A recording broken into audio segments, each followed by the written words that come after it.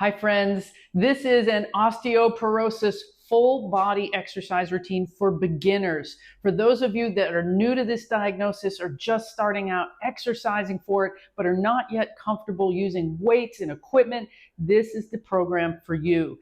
You need a chair because we will do exercises for the chair, and we're going to use a wall to assist us with doing core exercises. Nothing too intense here today, but we are following the Brick House Bones method, my program where we emphasize balance, posture, strength, and then some power or impact, which are the evidence-based strategies that we know help prevent fractures and falls in people with low bone density. Thank you for joining me. I'm Dr. Lisa, physical therapist and osteoporosis exercise specialist. If you're new here, please subscribe. I have so much free content available for you as a resource. All right, let's get started. Okay, start with your feet hip width apart. Let's go hands on your hips, and let's think about a helium balloon that's attached to the top of your head, and the crown of your head is being pulled as if you're almost floating or levitating. So tall, tall. Let's release the hands with the palms forward. Good. Fingers are going to reach towards the floor, so the shoulders are coming back and down. Head is reaching up tall. Good. Now let's raise one arm up overhead, trying to reach for the ceiling with your fingers. Good. Release it back down. Let's raise the other arm up overhead. Excellent. Nice reach. Bring it back down. Let's reach both arms up overhead. Lift the heart. Sweep those hands back down. Very good. So shoulder mobility is a very important part of having better posture and less stress on our middle back or thoracic spine. So we do a lot of shoulder mobility exercises in Brick House Bones. So let's reach up again. Reach up, clasp those hands overhead if you can. Just leave the index fingers open. Again, reaching up with the heart. Full breath here. All the way out. Let's lean just slightly to one side. Good. Going for length in that upper body. Back to center. And we'll lean just slightly to the other side. So we get that nice stretch through our shoulders and upper trunk. Good. Relax. Let's give those arms a break. Hands on the hips. We'll do some hip circles just to loosen up the spine and hips a little bit. And hopefully to introduce some movements to you that are safe, that can help relieve any tightness or tension. Doing a few hip circles. If you didn't see me change direction, I changed direction. You move in each direction here. This also helps us weight shift back and forth to each foot, which is really important to do. So let's go with that. We're going to do a slow march here. So a slow march. Now feel free to use a counter or a wall if you need to support yourself while we do that. I'll have my hands on my hips. We're going to shift your weight to one foot, lift up the other foot, and then put it back down. Shift, lift, and return. Now this is the key to establishing better single leg balance and dynamic balance. You have to shift your weight on top of that leg before you can pick up the other one and back over. Shift, lift, and return. You guys are doing great. I'm just so proud of you for showing up, for looking for information on how to begin movement so that you can live the life that you want to, right? Without fear or restriction, with strength and stability. Good. One more to each side. This slow side to side march. Excellent. All right. Next up, we're going to combine stepping back with a reach. Stepping back with a reach. So it'll be the same side, arm and leg that are moving. So standing on your left leg, you're going to step back with your right leg and reach with your right arm. Step. So we're creating length on the right side of your body. Length through that hip, length through that shoulder to help you have this improved posture, which takes stress off your vertebra in your spine. Okay, so we did right side. We'll do left side. Take your time. Step and reach and return. Step and reach and return. Now we're also working dynamic balance at the same time, and dynamic balance is very important for preventing falls. Step and reach. Good. Last one. Excellent.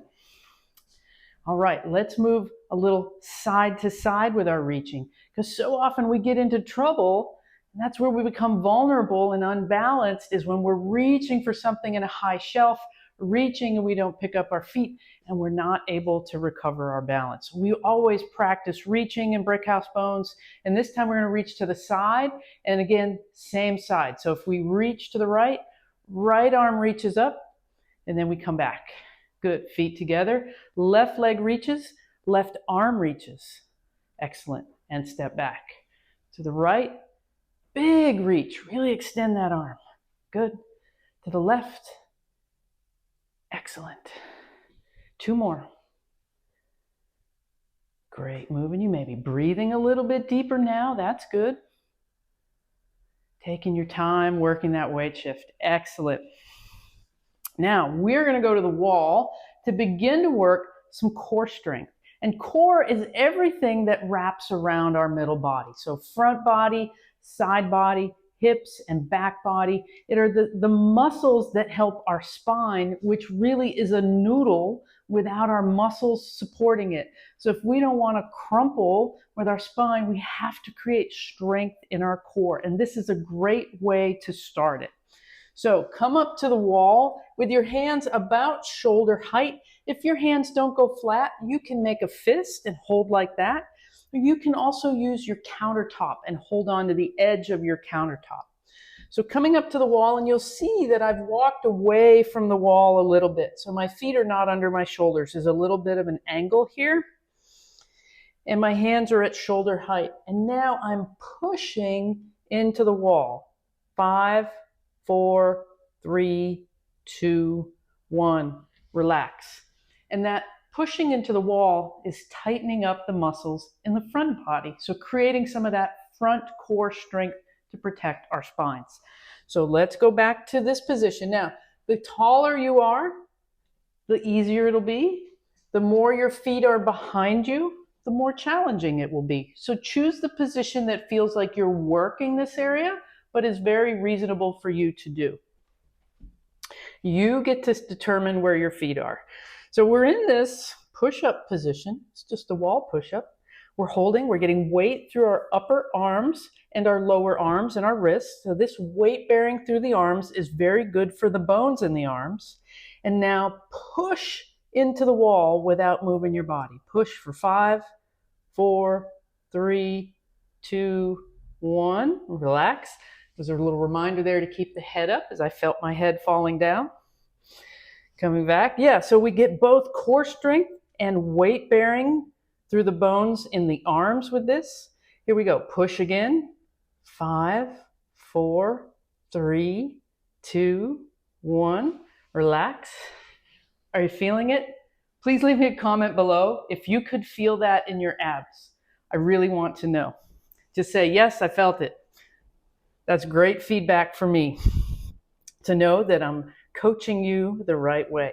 Okay, giving you the cues that you need. Back into position. We have 2 more. Press into the wall. Push that wall away. 5, 4, 3, 2, 1. Step in. We've got 1 more. Good job, you guys. I love this. I find it very effective. Okay, stepping out. Last one. And push. 5. Brace through the middle body. Pull that belly button in. 3, 2, 1. Nice work. Okay, so we've worked some arms, some posture, some balance, and we're moving to the chair to work some lower body strength. So we're going to do some sit to stands. And what I want you to remember is it's not this. with a rounded back. We're not leaning over like this. So think about the center of your chest lifting up nice and tall, and you can pivot through your hip like I'm pivoting here. So I'm not bending my back, but I'm moving forward with an open heart and a lifted chest to stand up and sit down. Stand up and sit down. So that's the exercise. If you need to use your arms to help you up, you can do that. If you need it, if you can do it without it, even better. But if you need it, use your arms to stand up and then try to go no hands on the way down, and that will really help you build your strength there. Okay, let's go for 10 of these now. So big heart, lean forward slightly, press through the feet, stand up tall. 1, touch the seat, come back up. 2, down with control, keep the knees over the toes. 3, very good. 4, what I don't want to see are the knees collapsing towards each other, so keep pushing them out. 5, 6, I know you're getting tired, really great work here. 7, 8, this has so much impact. 9, on the strength that you need to do every day. 10, that's the strength to obviously get out of a chair, but a chair anywhere. A chair in a doctor's office, your friend's house, maybe a chair with no armrest. It's getting on and off the toilet, in and out of the car. That is functional strength that we need, and that's one of the best exercises that you could do on a consistent basis. All right, great job on your sit to stands. Now let's come back up and work our ankles a bit here. Lift one toe and the other, alternating side to side, one toe and the other. So much of our balance recovery happens in our ankles. So we always do some ankle mobility and ankle work in brick house bones. Alternating there. Now let's go the other direction and lift one heel and the other heel. Now you can do a nice gentle landing like I'm doing, or if you want to start the beginning of a light heel drop, just allow yourself to hit with just a slight bit more force. And that is impact. And that's what we call heel drops. Now, if you're using your countertop to hold on here, absolutely okay. I want you to use a counter or chair if you need it for a little support. Now I'm just allowing a little bit of a thud through each heel as I come down, not too much, just a little bit. But that gets impact and the beginning of compression and impact on our bones, and that's the impact that tells our bones it needs to grow stronger. This is a very gentle way to begin to bring impact into your exercise routine. Just do a few of them like we did. You don't need to do a lot to start. So it tells your body that it needs to start getting used to this type of movement. If it doesn't feel good to your body, then do it with the soft, gentle landing like we did in the beginning. Excellent. All right. So let's go to just one last thing, which is going to be stepping over an imaginary object. And for this, we're going to just imagine that you have a Kleenex or tissue box beside your foot. So you're going to step up and over it, and up and back, up and over it, and up and back. Because side to side movements often result in landing on the side of the hip, and the side of the hip is what results in a hip fracture for some people with low bone mass.